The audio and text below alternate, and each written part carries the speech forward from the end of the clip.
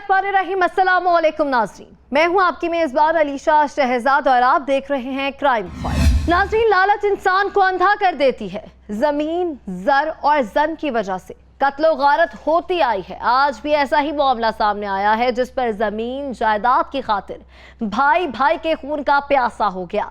आखिर क्या है माजरा? दो मुख्तलिफ वाक़यात, मुख्तलिफ दास्तानें, लेकिन वजह एक। नाज़रीन, लाहौर के इलाके अकबरी गेट में मुलजिम ने बीवी की मुशावरत से भाई को कत्ल कर दिया और टकसाली गेट में मुलजिम ने अपने दो बड़े भाइयों को भी बेदर्दी से कत्ल किया है। कत्ल की दोनों हौलनाक वारदातों में कत्ल की वजह सिर्फ और सिर्फ जायदाद थी। क्या जायदाद की खातिर भाई भाई का दुश्मन हो गया है? हम बात करेंगे एसपी इन्वेस्टिगेशन डॉक्टर रज़ा तनवीर साहब से कि ये जो दो केसेस थे सर, इसके बारे में आप क्या कहेंगे, किस तरह मुल्ज़िमान ट्रेस? जी बिस्मिल्लाहिर्रहमानिर्रहीम। सबसे पहले तो जो आपने बात की ना कि ये जो स्टार्टिंग अप के अल्फाज थे कि वाकई में जो है ना खून आजकल जो है वो सफ़ेद हो गया, भाई भाई की जान ले रहा है और वो हालात जो है जिस तरीके से जा रहे हैं। अभी दो बड़े इंपॉर्टेंट केसेस हैं और मैं ये आपके तवज्जुह से जो है वो लोगों तक भी बात पहुँचाना चाहूँगा कि इन केसेस को ज़रूर स्टडी ज़रूर कीजिएगा कि आखिरकार ये क्या वजूहात हैं कि आजकल एक भाई जो है वो भाई के दर पे हो चुका है, लड़ाइयाँ बहुत ज़्यादा हो चुकी हुई हैं, बर्दाश्त बहुत कम हो चुका हुआ है।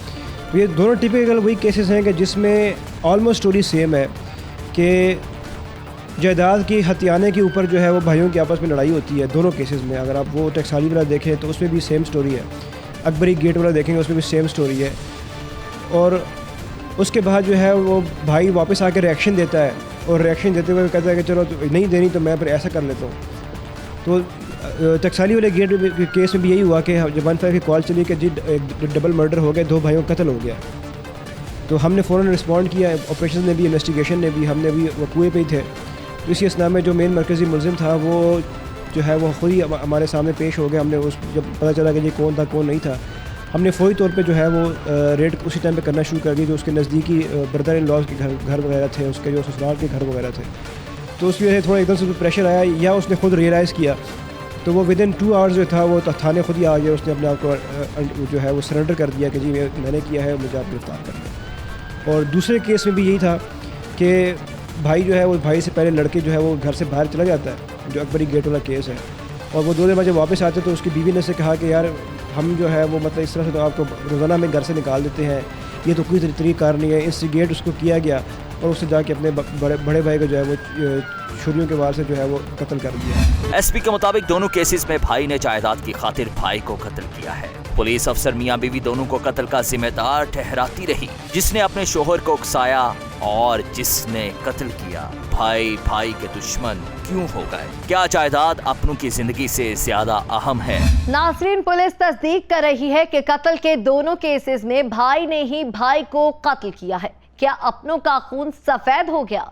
भाई कैसे अपने ही भाई का कातिल बन सकता है? क्या जायदाद की खातिर भाई भाई की जिंदगी का दुश्मन हो गया था? देखिए, इमोशंस जो है ना इसमें स्टडी करना बड़ा ज़रूरी है कि ऑलरेडी जो है वो जायदाद का तनाज़ा जो है वो चल रहा था भाइयों के बीच में। प्रॉपर्टी डिस्प्यूट जो है केसेस भी चल रहे थे, बाकी सारी चीज़ें भी हैं। लेकिन वो शायद एक इमोशनल इंस्टेबिलिटी होती है उस टाइम पे कि उस टाइम पे जब वो घर वापस आया, नाराज़ होकर गया हुआ था, जब वापस आया तो उसकी वाइफ ने उसी चीज़ को एक्सप्लॉइट किया और उसको फिर लाइक फोर्स किया, उसको इंस्टिगेट किया, तो तब जाके उसने जो है ये कदम उठाया है। तो मैं दोनों को ब्लेम करूँगा। ज़ाहिर बात है, एक ऑलरेडी जो था वो माइंड था और वाइफ ने जो है उसको फिर उस वर्च पे उसको पुश किया और उस पुश करके उस जगह पे पहुँचाया उसको। अभी उसकी इन्वेस्टिगेशन तो अंडर प्रोसेस है क्योंकि ये जो चेन ऑफ इवेंट्स है उसको हम फर्दर वेरीफाई कर रहे हैं। क्योंकि ज़ाहिर बात है, जब आपकी केस फाइल जो तैयार होती है उसे तो बताया कि मैंने वो एक उस जगह से या दोस्त से लेकर आया या उससे लेकर आया, लेकिन उसको भी वेरीफाई करना ज़रूरी है, इसलिए मैं उस पर प्रॉपर्ली कमेंट नहीं कर सकता हूँ।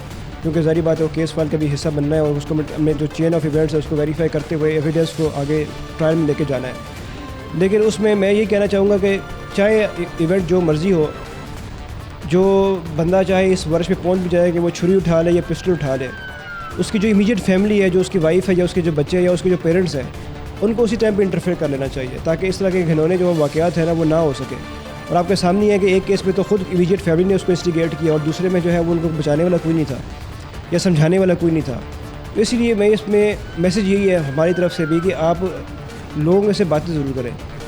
लोगों से डिस्कस करें। अगर आपको नज़र आता है कि एक सदका जारिया भी है कि दो बंदों के दरमियान सुलह करवाने से भी कितनी बड़ा उसका अजर स्वाब हमें मिल सकता है। पुलिस के मुताबिक अभी कई हकायक सामने आने बाकी हैं। पुलिस के मुताबिक कत्ल की कई वजूहात है। इंसान माली परेशानियों और मुआशरे के नफ्सियाती दबाव की बदौलत भी ऐसे कदम उठा लेता है जिस पर सोचना भी महाल होता है। जायदाद की खातिर भाइयों को कत्ल करने की दास्तानें चौंका देने वाली हैं, लेकिन इन दास्तानों के पीछे छुपे असल हकायक को भी सामने लाना चाहिए।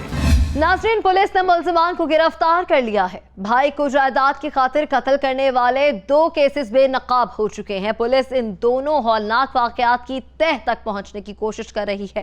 कई सच्चाइयां सामने आना बाकी हैं। ऐसे लालची और सफाक मुल्ज़िमान को सजा मिलेगी तो ही इंसाफ के तकाजे पूरे हो सकेंगे। यहाँ वक्त है कमर्शियल ब्रेक का, हमारे साथ रहिएगा।